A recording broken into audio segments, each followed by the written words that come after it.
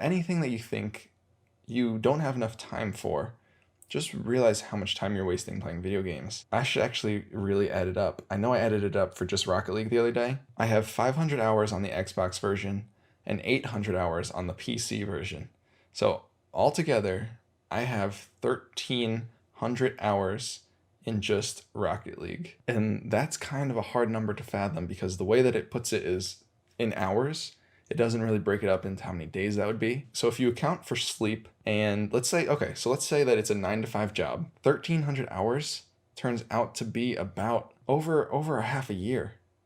I think it's like 7 months is what 1,300 hours turns into. If you're working 9 to 5, Monday through Friday, it turns out to be almost 7 months. So that's insane. I basically worked a full-time job for Rocket League for 7 months. That's just insane, and that's just Rocket League. Arguably, that is one of the games that I was I was not the least addicted to it. I was very addicted to that game, but I was addicted to it for the least amount of time, maybe 2 to 3 years.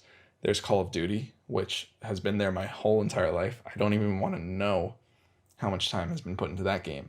And then arguably, I think Overwatch, I definitely have maybe twice the amount of hours I do in Rocket League. And I feel like the same thing's true with cigarettes and things like that, where in the beginning they aren't seen as bad until the side effects start popping up years later. Is video games as bad as smoking cigarettes? Probably not, because it doesn't actually kill you, but it does take away your time in a similar way. Smoking will end your life at a certain point, and you lose the time after that. Video games take away your time everywhere in between. It's a different kind of death. You die from the inside out, I guess. I guess you really just have to realize the underlying problem. Something that really helped me overcome video game addiction was actually journaling. Because once I started reading them, and I read through all of my past journals, and then I started reading a couple a day, you really realize the patterns that occur in your day-to-day thoughts. And I realized how many days there were where I had to write, I wasted so much time today playing video games, or this video game got me so angry and I played it all night and I have something really important to do. And this same message kept popping up week after week, day after day. And I feel like it happened so often that it just made me realize that, wow, this is something I really want to change in my life. And that's when it clicked. I just knew that I could overcome it there, because reading these entries really just helped. I don't know how to explain it, but just seeing my past self struggle the same way that my current self is struggling made me realize, like, wow, I really have a problem, and I'm going to take the steps to overcome it. Honestly, who would even know where I'd be at right now if I didn't play video games? I could be a totally different person, probably for the better. So if you're addicted to video games, the best time to stop is now. Responsibility seems to have a unique significance in adult life, in that we can understand very easily what it is when the concept is applied to another person, even if it's just a hypothetical other person. And we have a great deal of difficulty recognizing the significance of it when it's applied to ourselves. You've been drinking. You've had 3 or 4 bottles of beer. Are you sure you're okay with driving this car? Are you sure you're responsible to drive this car? Yeah. I'm completely confident. Okay, well, what if, hypothetically, it's not you who's driving the car? What if you have your choice between 2 different drivers, and one of them had just drank the same amount of alcohol you drank, and the other one is his identical twin brother, but he's been sober all night long? Who would you prefer to have driving the car if you were a passenger? Suddenly, somehow, that's very different for us, one and all. I've spoken to people who've justified legalization of drugs like marijuana, but there are also people who think we should legalize drugs like cocaine and heroin and so on. And these people feel that they personally could live in the society just fine. They would be able to handle it with no difficulty at all, being in a society where they're surrounded by the temptation of buying cocaine and heroin as easily as today you can buy a bag of potato chips or a cup of coffee, that these drugs would just be available legally and commercially everywhere, and that they personally would have no problem with that. What if you're dealing with a police officer and the police officer is acting a little funny. And you start to wonder if this police officer has been using cocaine today. You start to wonder if this police officer is high on heroin or some other opiate. And you're not even in a position to ask, because you live in a society where there's no drug test. There's no requirement for the policeman to have sobriety. You live in a society where it's his civil right to use cocaine or heroin the same way that today it's his civil right to drink as much coffee as he wants to or smoke as many cigarettes as he might like. There's a provocative, interesting, but misleading comparison in this video I've been quoting between cigarettes and video games. He says, with the best of intentions, I completely understand why he's saying this. He says that the time you lose smoking cigarettes can be compared to the time you lose playing video games. That in smoking cigarettes, up to a certain point as the decades go by, you seem to be having no negative side effects, but then your life is cut short. Maybe you die at 60 years old instead of dying at 100 years old, so you've lost 40 years out of your life. And he's saying, in a similar way, by playing video games, you're losing 8 hours here, 8 hours there, and it adds up to a huge percentage of the time when you otherwise would be awake and alive and doing something with your brain, doing something with your body. It's not cutting, well, it may also be cutting into the time when you should have been asleep. Let's be honest. It's not just the hours when you would be awake. It may also be cutting into the number of hours when you would be asleep. But he's saying that in the same way, you may be losing in the end decades of your life, but you're not losing that time to death, right? You're just losing it to video games. But we all know the contrast we're making here is not the contrast between life and death. It's in part the contrast between a meaningful life and a meaningless life. And it's also the contrast between a responsible life and an irresponsible one, right? Being a person who both cultivates responsibility and who is capable of responsibility. How would you feel knowing that you're dealing with a police officer and he's acting a little strange, and he was up last night playing video games until 4 o'clock in the morning? I think every single person in this audience knows what it's like to stay up playing video games till 4 o'clock in the morning, even if that memory is from when you were 11 years old or 13 years old. But for some of you, it's a memory when you were 23 years old. Like for some of you, it was last weekend, all right? And, like in your own life, you may feel like, oh, dude, are you still okay to drive? You were up all night playing that video game. Yeah, I'll be fine, and I'll drink a cup of coffee, or I'm sure I'll be fine, right? But if you had your choice between a police officer who'd been up all night playing video games and a police officer who was well rested, which one would you choose? And even this is misleading. It is not the same as a police officer who's been doing drugs as opposed to a police officer who's been sober, right? And it's not just one night, because it wouldn't really matter if you were talking about a police officer who had never played video games in his whole entire life, but just for this one night had played video games before him. The problem is, of course, that it's cumulative. You're talking about someone who lives this way habitually, night after night, week after week, year after year. And of course, I don't think people do that 7 days a week. Those who do end up dead, frankly. But there are guys who do it every weekend. There are guys who do it several times a month. And there are guys for whom the number of hours, they add up in this way. Now, the contrast to smoking cigarettes is instructive.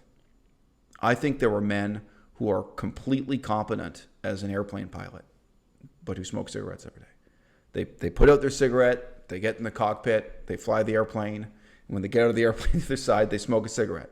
And they're completely alert and completely focused. I think it's possible, a comparison that's very much discussed in that guy's video is what happens during your years of university.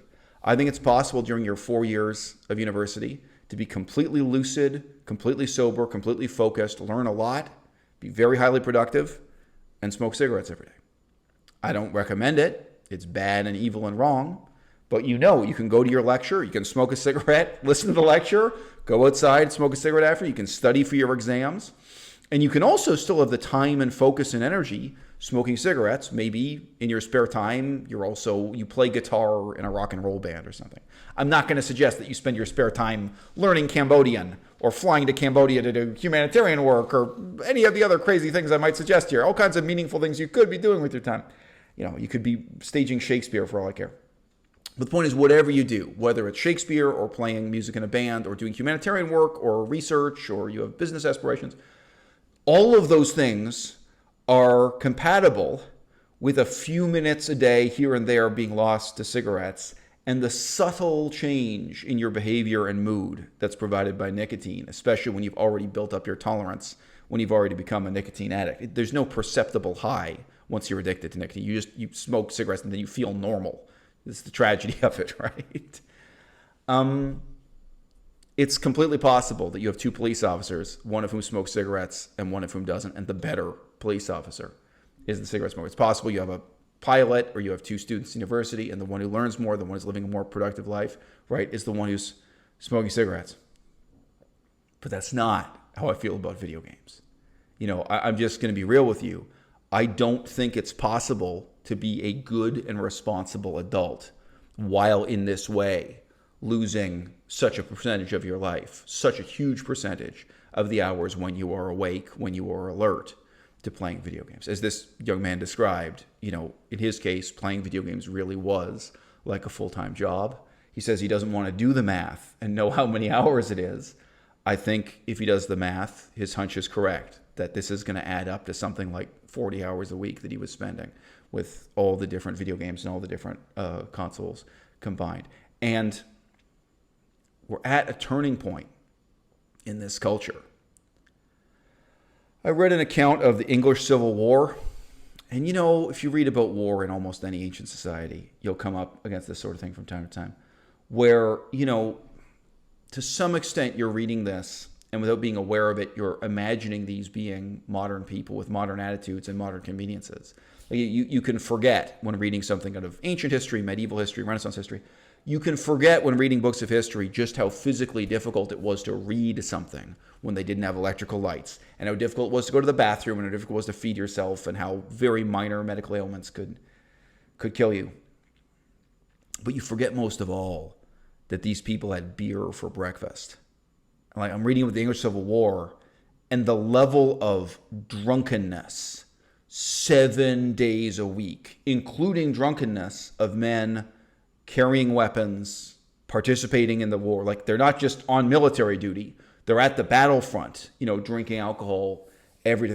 Look at that and go, wow. And to what extent do we understand past historical epochs in terms of the mind-altering drug use that was normalized within them? I have a book here. I drew attention to it recently. This is a book dealing with the extent to which the Nazi regime, World War II era Germany, many distinctive features of political discourse were shaped by drug addiction. And the types of drugs people were using that time in their millions, like as a mass phenomenon. And the types of drugs being used by men who were in the military, by men who were members of the Nazi Party, who were leaders of the Nazi Party, and who were, police officers and the SS and Gestapo and so on, people who were enforcing the system of morality in that society. Drug addiction as a mass phenomenon can be a huge issue in modern times, not just in ancient ones. But the point is, in many societies, alcohol, for example, was used to such an extent on such a daily basis that it becomes invisible. But we all know for a fact it's not invisible. And we're turning the corner now. And I think we're going to start to ask as never before, if you want to be a police officer, are you responsible? I mean, who really needs to be taking drug tests? Is it just Olympic athletes? Is it just boxers? Is it just baseball players? Like, we have this society where we really behave as if sobriety only matters for people earning their living in the NBA. Playing basketball, playing baseball. What a joke. For whom could it matter less? Who really gives a damn if the guys who play basketball for a living are using marijuana or cocaine or what have you? This is of all the jobs, this is a position of like perpetual irresponsibility, of continued childhood. They continue living like children. They continue living like teenagers, probably because they earn so much money playing a game, right? But whether you're talking about police officers or university professors or even just parents, if you're a parent raising a child Isn't there an important moral argument for all of us to start asking? Are you responsible? Are you living a life where you can take these responsibilities, take them seriously? And right now, isn't it interesting that all the emphasis is on people like university students? I'm not at all convinced that the sobriety of the university students is a bigger problem than the sobriety of the police, the sobriety of their parents, or the sobriety of the university professors.